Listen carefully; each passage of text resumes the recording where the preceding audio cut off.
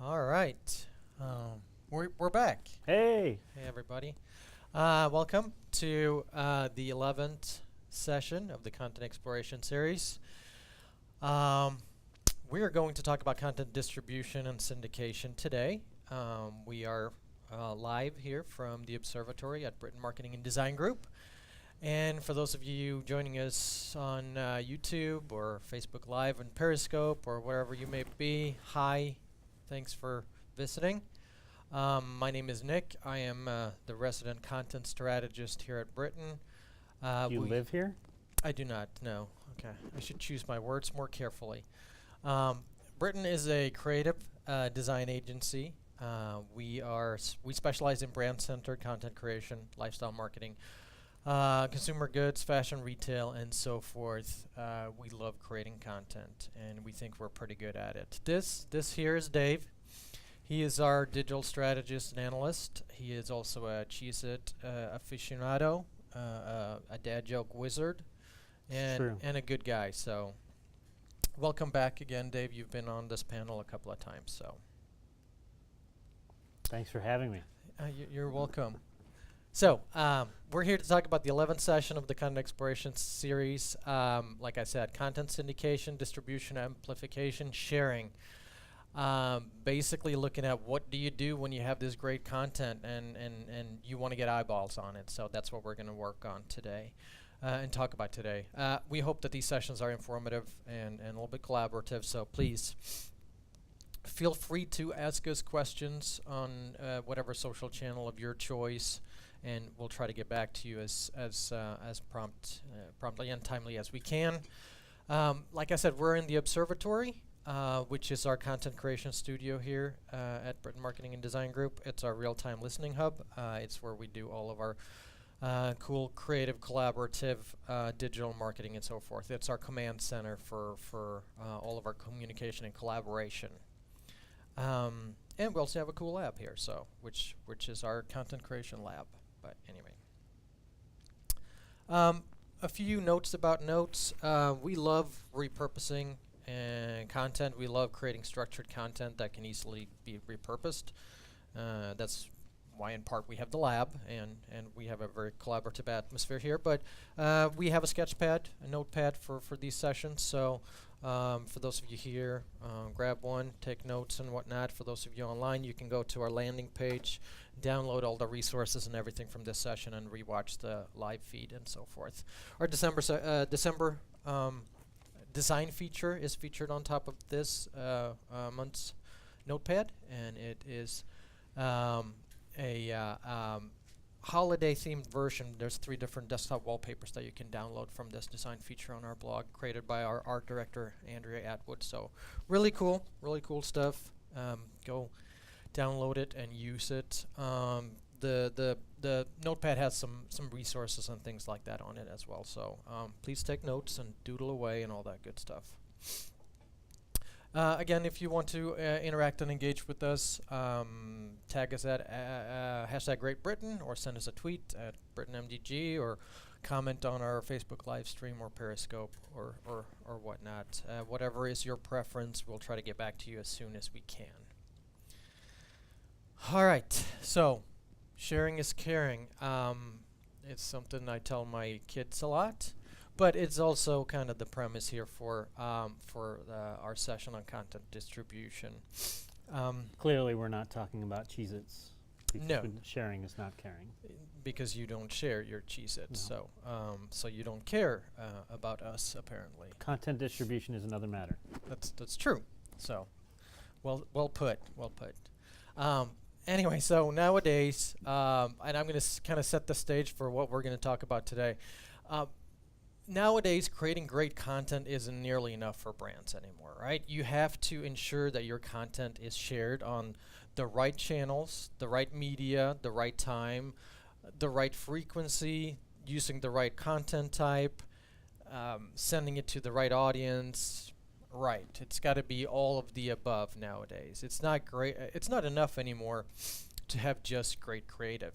In the past, a strong ad campaign could kind of endure and position a brand favorably for a very long time. And that's not the case today. You really have to be omni-channel proficient in order to ensure that your purposefully created content gets as many eyeballs as possible, because you have so much to contend with. You know, hashtag FOMO. There's a lack of patience. We all have ADD. We have ad blindness. We have 1,000 daily brand impressions. And then we have these pesky algorithms and news feeds and things that pop up, ads and whatnot. And there's just a ton of content creation being done on a daily basis. I always kind of think back on one of the things that Gary Vee was saying in one of his keynotes is that for every piece of content that we created as human beings from the beginning of time until 2003, that amount of content is being replicated in volume every 48 hours. So there's a lot of noise out there. And you have to be really purposeful and efficient when you craft your content distribution strategy. It's hard. It's hard to figure out how to most effectively share your content. So that's what we're going to spend a little bit of a few minutes and to talk about today. So in this session, we will cover what is content syndication versus distribution versus amplification versus curation, definitions and such, just so we are sure that we have the right language and whatnot. We're going to talk about channel-specific purposes and best practices for sharing as it relates to social channels. So that's primarily what we're going to focus on today, social channels and social distribution. We'll talk a little bit about paid media distribution as well, but if you're interested in that, check out one of our earlier sessions of content exploration sessions when we kind of talk about the landscape of paid media a little bit more in detail. So that's kind of what we're going to talk about today. Quick plug, we have our own content strategy approach that we call content cartography. It allows us to optimize and be efficient around content aggregation, creation, curation, and just distributing content and crafting it. It lets us plan for and create engaging, purposeful content that is channel agnostic, catering to those native channel specific user experiences, while they're also being very hyper searchable. And that's kind of our backbone. We create structured content that allows us to share and distribute that content effectively and efficiently, and we're making sure that we optimize everything that we do so it gets the most reach it possibly can.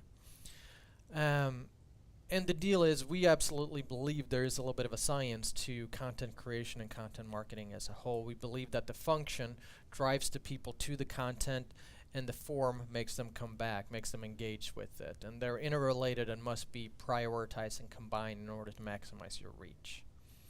And that's what content cartography does for us. So if you're interested in it, go to contentcartography.com and check it out.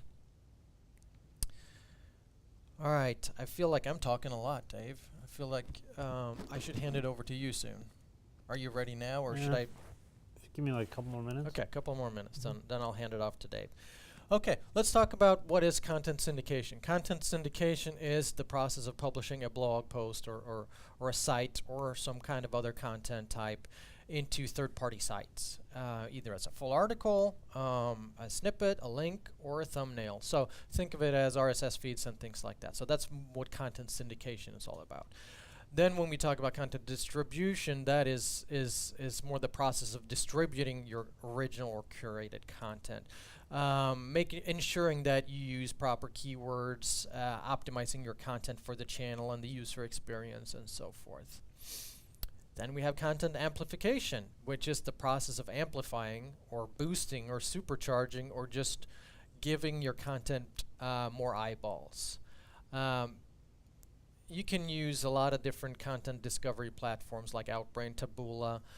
You can use paid content, paid media. You can use organic and social channels, website plugins like add this and share this and so forth to give your content added reach. And that's what's so important. So always make sure that you have a content amplification strategy, because that will allow your content to go further.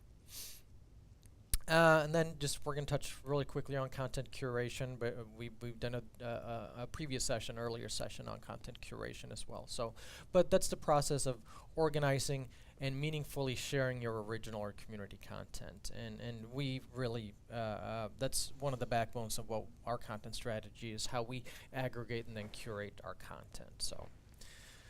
There are many different words for similar type functions. But for us, one of the most important aspects of sharing your content is to make sure that you have a process for creating that structured content that we kind of mentioned earlier. Creating content in chunks really allows you to easier repurpose that content, and it also allows your content creators to create content that is more modular, so it's more ready for deployment for whatever channel we're distributing that piece of content on. If you pair a really structured content strategy with good microcopy and just a good modular approach, you can really steer your content creators in the right direction for creating really good channel-specific content that is easily repurposable and molded for different channels. So, and when we think about channel-specific best practices and native features, we think about character counts, headline lengths, word counts, image dimensions, tagging, and so forth. So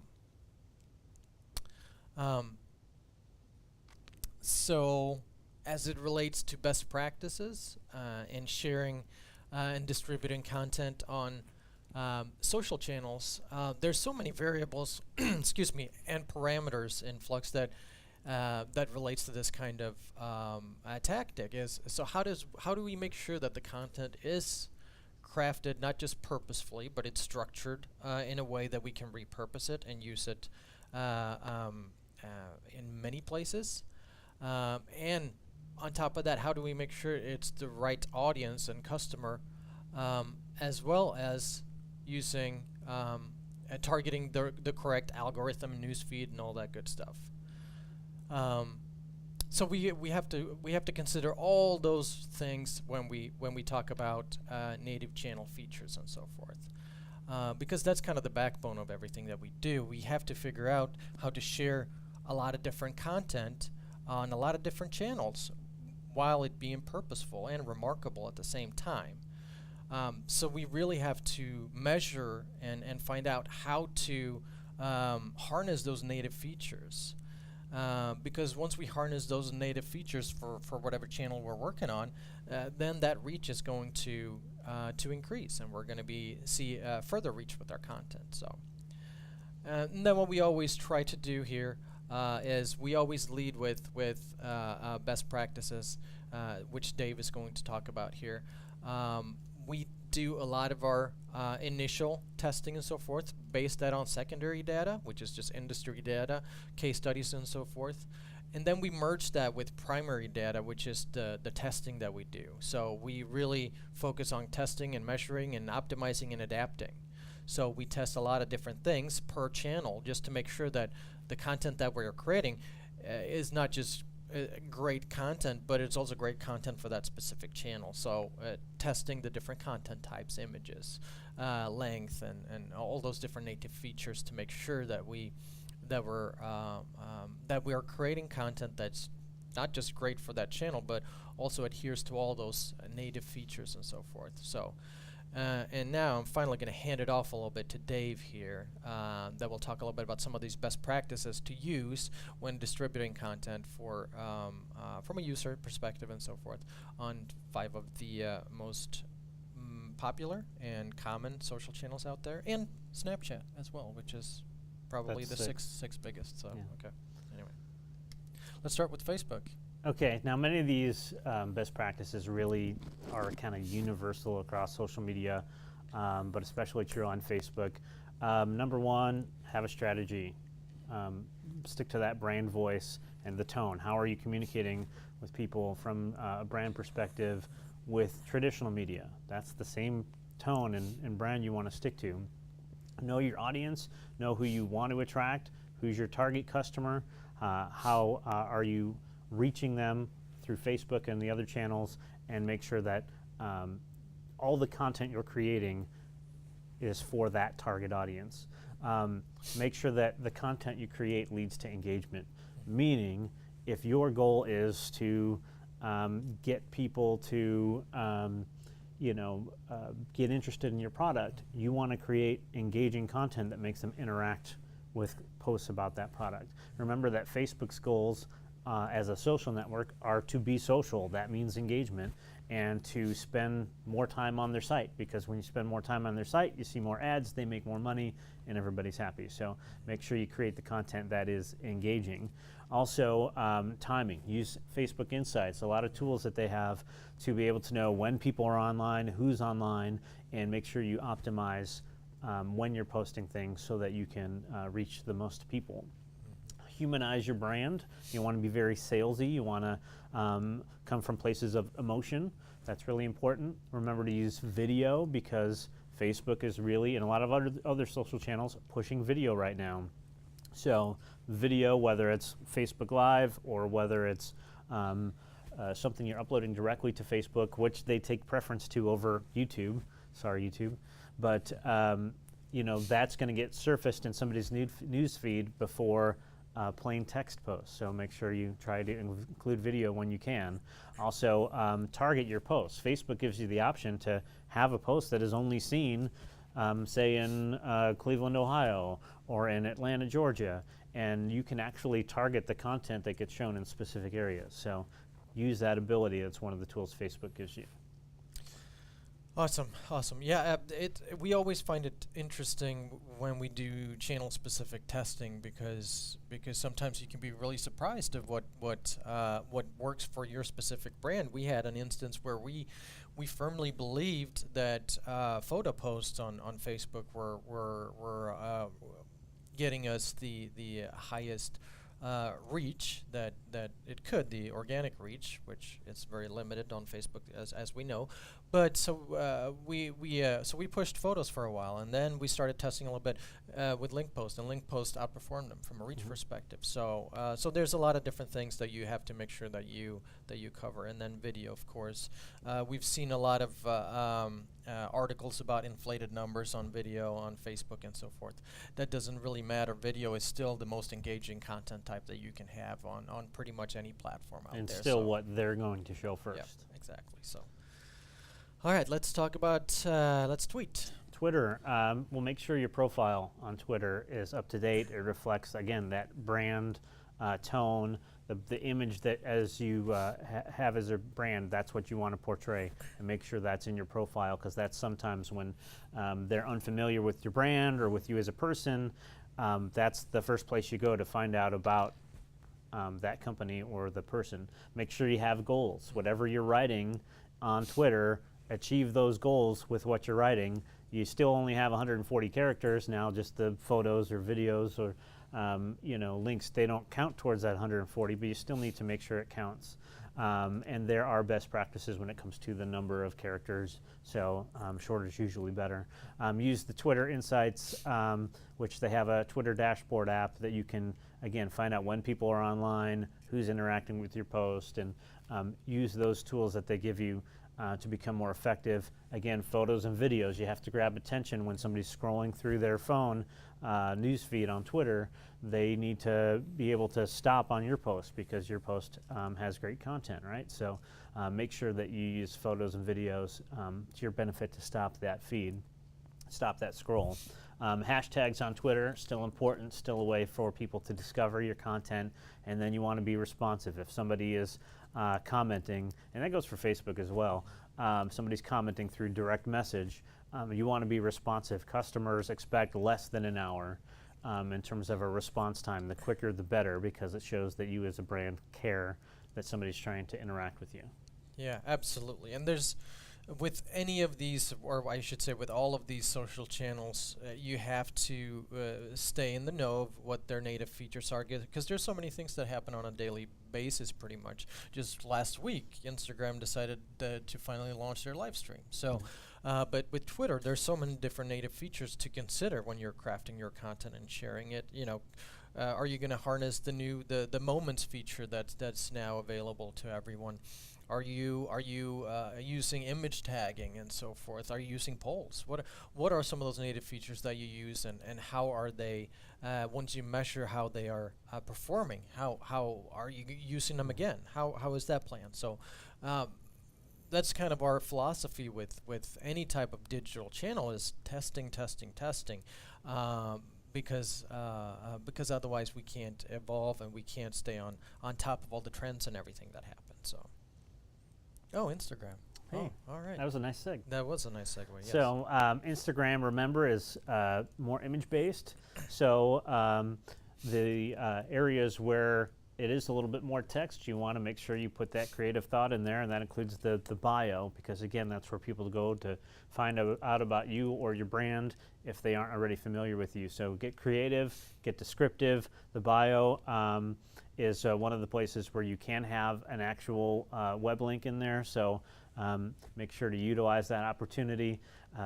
When you're using Instagram, use high quality images. The people that do Instagram really well take their images on a big expensive camera, and if you have access to that, the better quality that you can, upload that to Instagram. Now, if you don't have a $5,000 DSLR camera, well, that's fine too. You can still use the ones that are on your, pictures you take on your phone, because those are pretty good cameras on your phone now. But it's all about the image on Instagram, so high quality images. Also, you want to make sure that those images tell a story, because it's image based. Image is worth 1,000 words, right? So you want to try to tell a story with whatever you are portraying in the image. Hashtags on Instagram also are effective for content discovery. Again, in the actual post, you can't have a clickable link. However, now with Instagram stories, you can put a link into a photo, which can make a big difference if you're trying to sell a product or get people to go watch your video or get to your website. So utilize that. Instagram stories is a fairly new feature, but again, storytelling is the most effective way to use Instagram stories. And then they have companion apps as well, whether it's hyperlapse or layout or boomerang to do different video features or collages. Utilize those. It gives you another option for showing content. Yeah. Companion apps are always good to use because they play together nicely. Same ecosystem and everything. One of the things that you touched on is hashtags, and I find hashtags really fascinating because the different channels all have different thresholds of how appropriately to utilize hashtags. Like on Instagram, studies show that you can use a fairly large volume of hashtags per post. On Twitter, you can use a couple, 2 to 3 or so, gets the optimal reach. And then from a brand perspective, hashtags on Facebook, they will probably limit your reach, and you already have such a small limited organic reach. So hashtags on Facebook, for instance, that's usually not something that we would recommend unless it's more contextual, perhaps. So, but anytime you are doing something that's limiting your organic reach, we usually try to stay away from that. So. LinkedIn is a little bit more challenging when it comes to content distribution. Some of the best practices to keep in mind with LinkedIn, again, profile is important. Says who you are, so keep up to date with that. Make sure it extends your brand, voice, and tone. Use content that you're posting not only on your LinkedIn page, but in LinkedIn groups, because those are communities of people that follow a similar topic or similar thinking. So if you are in a group of people that are discussing, I don't know, content distribution, for example. Yeah, well, then those people might be good people to distribute content. So use those LinkedIn groups. They can be really powerful. Again, you don't want to try to sell. You want to build community. You don't want to be very salesy. You want to have content there that is going to effectively reach them because it's something they care about. You don't just want to push buy this, or buy my service. With LinkedIn, maybe you have a little bit less frequency in terms of posting. I would say an absolute max of 3 to 4 times a day, probably in most cases 1 to 2 times a day, and a couple times a week in terms of publishing content. There's a difference between putting a little update on there as a post and actually publishing more like a blog on LinkedIn. repurpose the content. You don't have to create something new. You've created an awesome piece of content. Just repurpose what you shared on Facebook and Twitter and your blog and put that on LinkedIn. And then they have a ton of solutions for you in the LinkedIn marketing solutions section, a lot of tips, a lot of best practices. Those are LinkedIn tips, and they know more about their product than anyone else. Yeah, absolutely. Anytime you can harness some of the resources and tools from that specific channel, you're going to be better off because they wrote the algorithms and whatnot. So one of the interesting things with LinkedIn is obviously, again, hashtags. Hashtags on LinkedIn, they used to be a thing, I guess, and they brought them back a couple of weeks, maybe a month or two ago. But they only brought it back, I think, on a mobile device capacity. Still, from my personal preference perspective, hashtags has nothing. They should not be on LinkedIn. It's a professional network. It doesn't allow you to discover content in a better way. So understanding the use that they're testing for LinkedIn and hashtags kind of baffles me a little bit, but that's just me. Speaking of repurposing content, we always kind of reference NPR's COPE strategy, create once, publish everywhere, and that's the backbone of our content distribution and curation strategies, that craft content that is structured so that you can repurpose it and share it on all those different channels. So we kind of have our own little take on COPE, which is more create purposefully and distribute very selectively, but make sure that you That's you do COPS. so. Cops. It's something like Or that. CODS, It's distribute? yeah. I don't know. but- That's coming up in December. We'll have that figured out. Okay, good. All right, so we're Pinterest. talking Pinterest. Pinterest brands are finding are more and more effective for getting your products out there and getting your services out there. Pinterest is often a place where people will save something that they want to get back to later. One tip is to make sure that when you have your website on there is a brand page, because you can, on a brand page, verify your website. That helps you get analytics. You can't do that as a person, so make sure that you're doing that. Also, you want to optimize for mobile, because a lot of people are looking at Pinterest while they're waiting for their kids to get out of an activity, or so they're looking on their iPads, they're looking on their phones. So try to do that as much as possible. Optimize those pictures for mobile. You want to use boards. One of the big features on Pinterest is boards, which means you can put different collections up. So you want to have a board that has a similar topic. You want to have something that can showcase different products that you have. And they actually just this week launched a showcase feature for Pinterest, so you can put even your best products from your best boards and put them right at the top. So it's the first thing somebody sees when they come to your page.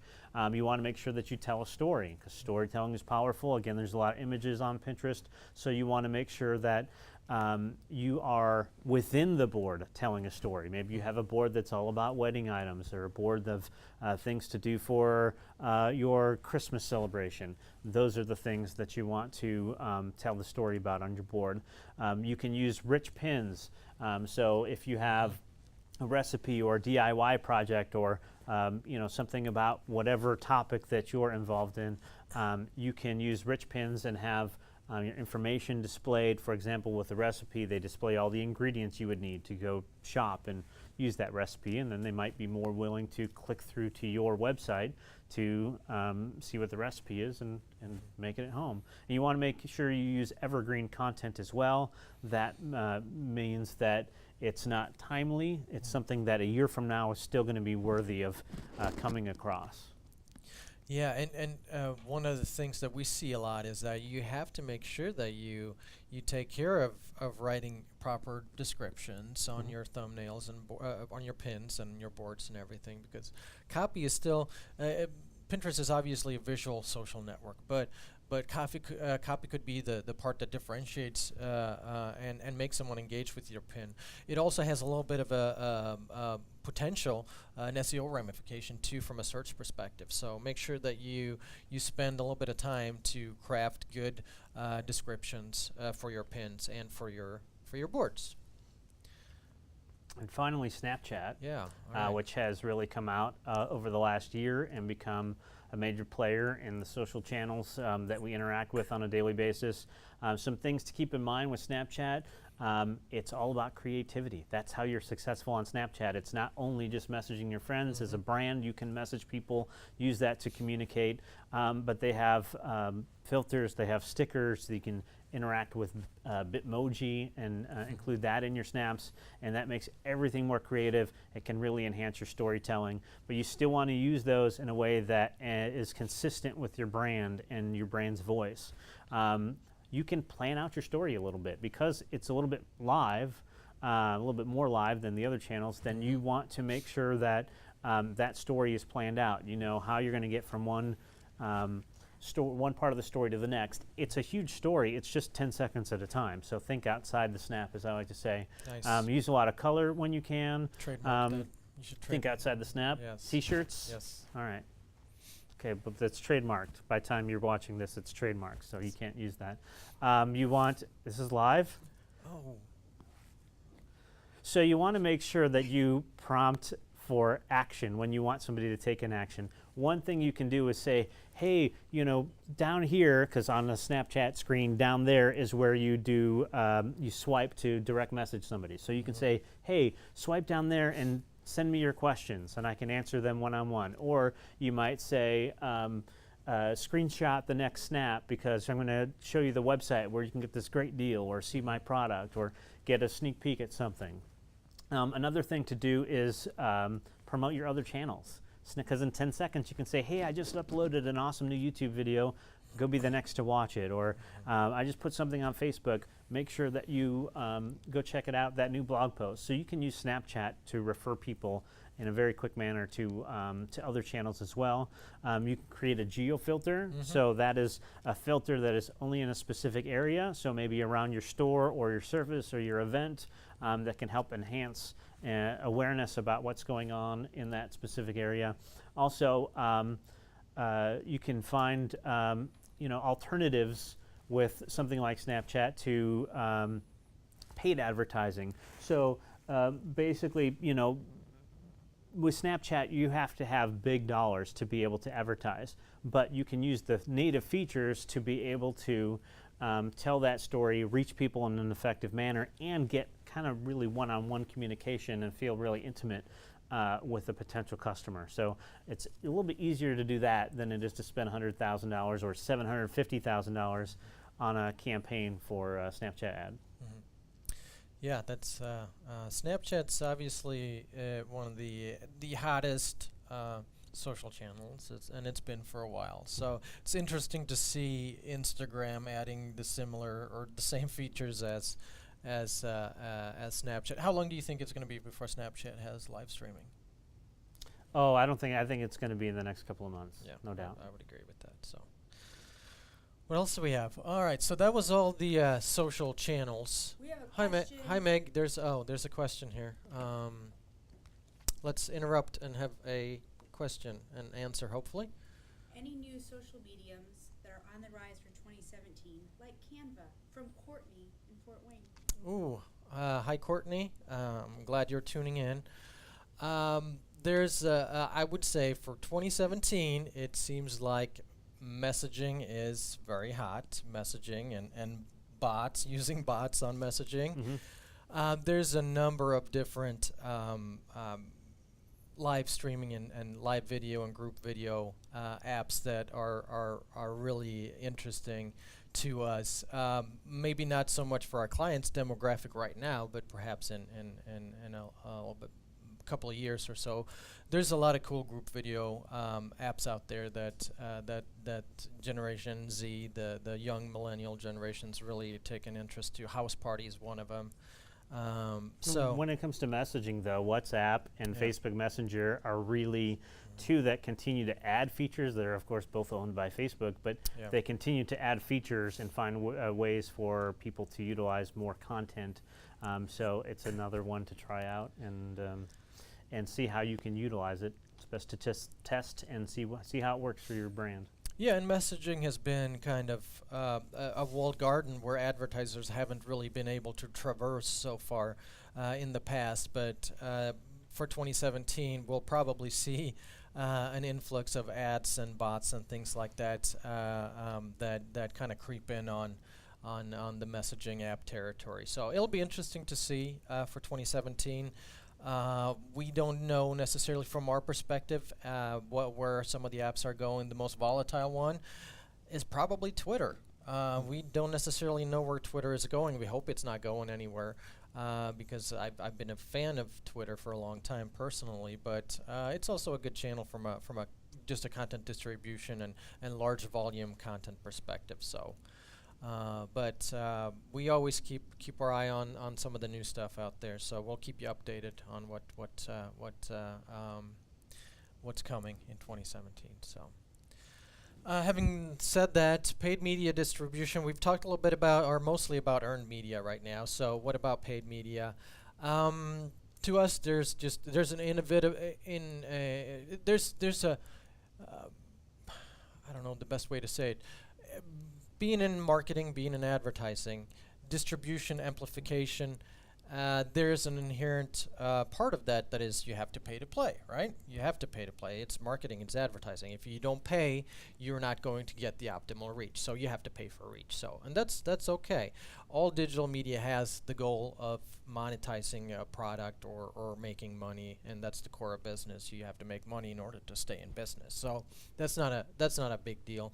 We know that, but from a paid media universe perspective, it's mostly about unique distribution. It can be about ad placement preference or choice. It can be about differentiation and targeting. But whatever that unique selling point is from a paid media distribution perspective, the reality is that you just have to make sure that your strategy is sound and that your targeting is on par. So.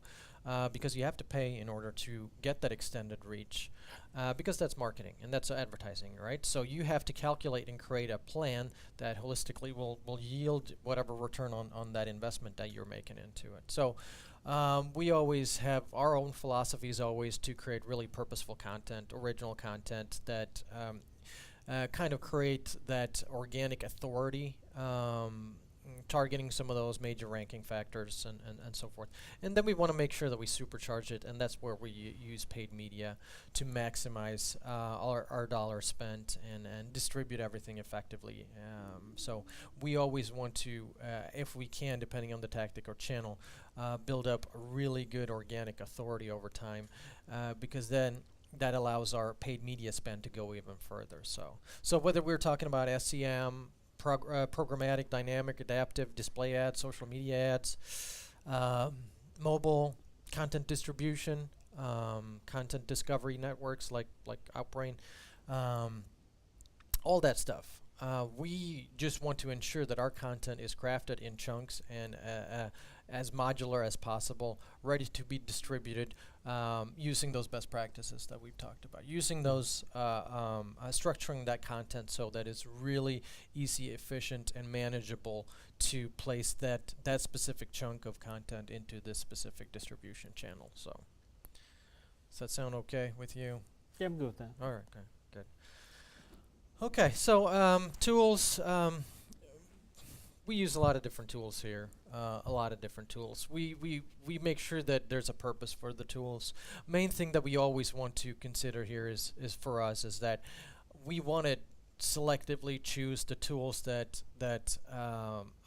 kind of can talk to each other, whether they have an open API or some kind of integration. That's what we're always looking for when we're evaluating new tools, because in this day and age, you can't really have just one tool for everything. You have to have a kind of an inventory of different tools that allow you to be very efficient and effective with your time and so forth. So we use a lot of different tools, whether it's for content creation, curation, aggregation, and so forth. So hit us up with any questions about that. Instead, we put some up on the board, but we're running out of time, so we're going to keep going here.